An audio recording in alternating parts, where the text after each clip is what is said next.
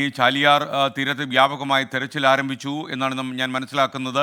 ചാലിയാർ തീരത്തുള്ള വനമേഖലയിലേക്കും കടന്ന് സന്നദ്ധ പ്രവർത്തകരും രക്ഷാസേനയും തെരച്ചിൽ പറയും. ഇപ്പോൾ അവിടെ നിന്നും തെരച്ചിലിൻ്റെ വിശദാംശങ്ങളുമായി നിഖിൽ പ്രമേഷ് ചേരുകയാണ്. നിഖിൽ, വിശദാംശങ്ങൾ എന്തൊക്കെയാണ്, പറയൂ. ചാലിയാറിൻ്റെ തീരത്ത് നമുക്കറിയാം കഴിഞ്ഞ കുറേയധികം ദിവസമായി ഏറ്റവും കൂടുതൽ മൃതദേഹങ്ങൾ ഈ ദുരന്തത്തിൽ നിന്ന് കണ്ടെത്തിയിട്ടുള്ളത് ചാലിയാറിൻ്റെ തീരത്താണ്. അതുകൊണ്ട് തന്നെ ഒരു മാസ് സെർച്ചാണ് ഇന്നിപ്പോൾ ഇവിടെ പുരോഗമിച്ചുകൊണ്ടിരിക്കുന്നത്.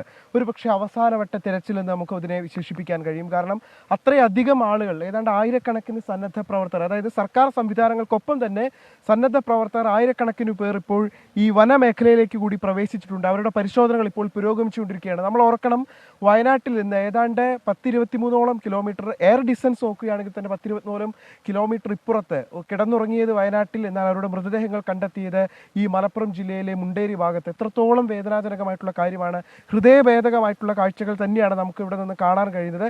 205ഓളം മൃതദേഹങ്ങൾ കണ്ടെത്തിയിട്ടുള്ളത്. ഒരുപക്ഷെ ഈ അപകടം നടന്ന ഏറ്റവും കൂടുതൽ മൃതദേഹങ്ങൾ കണ്ടെത്തിയിട്ടുള്ളത് ഈ മേഖലയിൽ നിന്നാണ്. ഇപ്പോൾ ഇവിടുത്തെ തെരച്ചിലിന് നേതൃത്വം നൽകുന്ന ഫയർഫോഴ്സിലെ ഉദ്യോഗസ്ഥർ നമ്മളോടൊപ്പം ചേരുന്നുണ്ട്.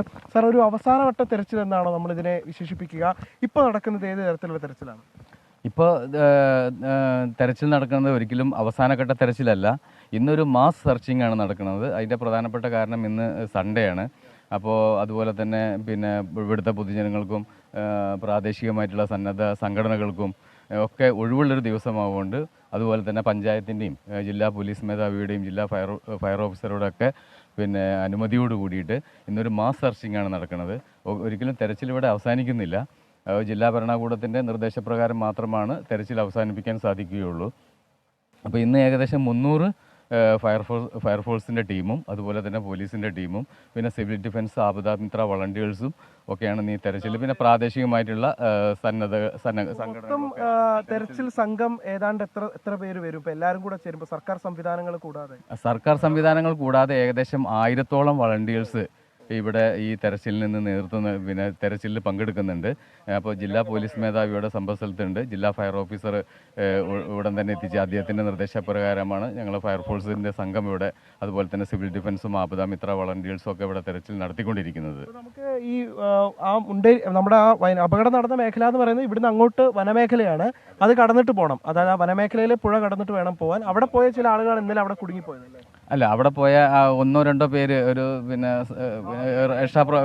ഈ സൂചിപ്പാറയുടെ ഭാഗത്ത് 2 പേരാണ് അവിടെ കുടുങ്ങിപ്പോയിട്ടുള്ളത്. അവർ യാദൃശ്ചികമായിട്ട് അവിടെ തിരിച്ചു വരാൻ പറ്റാത്തൊരു സാഹചര്യത്തിലാണ് അവർ കുടുങ്ങിപ്പോയിട്ടുള്ളത്.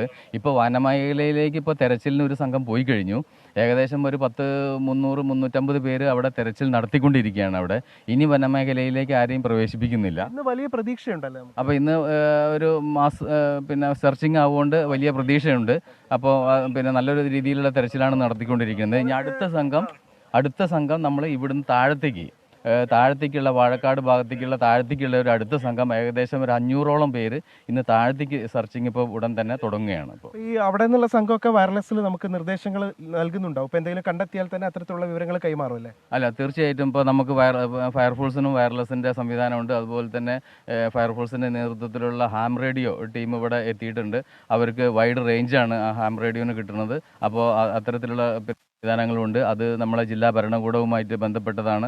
അവിടെയും അതിൻ്റെ കമ്മ്യൂണിക്കേഷൻ കിട്ടുന്നുണ്ട്. അപ്പോൾ നല്ല വയർലെസ് സംവിധാനങ്ങളോടുകൂടി കമ്മ്യൂണിക്കേഷനോട് കൂടിയിട്ട് തന്നെയാണ് ഇന്ന് തെരച്ചിൽ ആരംഭിക്കുന്നത്. ഇവരൊക്കെ തന്നെ ഇന്നിപ്പോൾ നടത്തുന്ന തെരച്ചിൽ എന്ന് പറയുന്നത് അഹോരാത്രം, അതായത് എത്ര ദിവസമായി തുടങ്ങിയിട്ട് അവർ പക്ഷേ ഒരു മടിയും കൂടാതെ ഇവർക്കൊപ്പം തന്നെ ഇവിടുത്തെ സന്നദ്ധ പ്രവർത്തകർ, നാട്ടിലുള്ള ആളുകൾ, അവരെല്ലാവരും തന്നെ നിസ്വാർത്ഥമായ സേവനം ഇങ്ങനെ കാഴ്ചവെച്ചുകൊണ്ടിരിക്കുകയാണ്. അതുകൊണ്ട് തന്നെ ഇന്ന് വലിയ പ്രതീക്ഷയുണ്ട്. 1000ഓളം പേർ തിരച്ചിൽ നടത്തുക എന്ന് പറയുമ്പോൾ വലിയ പ്രതീക്ഷയാണ് അവർക്കുള്ളത്. എന്തായാലും സർവ്വസന്നാഹങ്ങളോടുകൂടി, അതായത് ഏതെങ്കിലും തരത്തിൽ ഇപ്പോൾ ഭക്ഷണ സാധനങ്ങളൊക്കെ ആവശ്യമായിട്ട് വരികയാണെങ്കിൽ അതൊക്കെ ആയിക്കൊണ്ടാണ് ആ സംഘം ഇപ്പോൾ വനത്തിലേക്ക് തിരിച്ചിട്ടുള്ളത്. അതുകൊണ്ട് തന്നെ ഇന്നത്തെ തെരച്ചിലിൽ വലിയ പ്രതീക്ഷ. നിഖിൽ പ്രമേഷാണ് വിവരങ്ങൾ നൽകിയത്.